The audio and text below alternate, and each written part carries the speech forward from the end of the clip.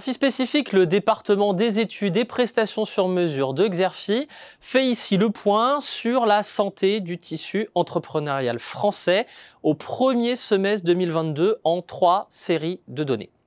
Des données issues des informations statistiques brutes des bases de données des greffes des tribunaux de commerce, traitées et analysées par nos experts pour le compte du CNGTC, le Conseil national des greffiers des tribunaux de commerce, dans le cadre du baromètre national des entreprises. La première série porte sur les créations. Elles ont baissé de 10% au premier semestre 2022 par rapport au premier semestre 2021 pour tomber à moins de 304 000. La catégorie des entreprises individuelles, incluant les micro-entreprises, accuse une chute de 28%.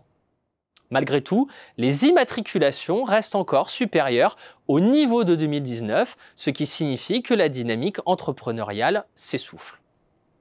La deuxième série de données fait référence au nombre d'entreprises en difficulté qui a bondi de 45% en un an pour approcher 18 000. Cela reste inférieur de 23% au niveau d'avant-crise sanitaire.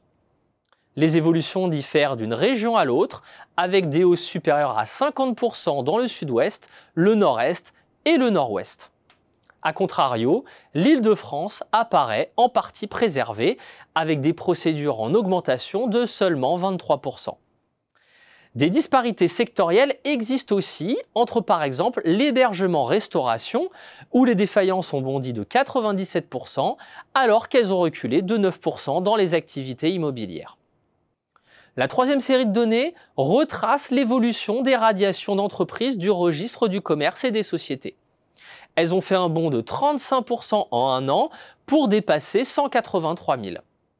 Et les entreprises individuelles sont en première ligne avec des radiations en progression de 44%.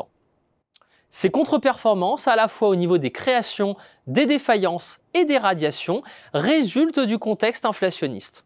Un contexte qui freine la demande, alourdit les coûts des entreprises, qui voient par ailleurs les aides publiques à la suite de la crise sanitaire se réduire.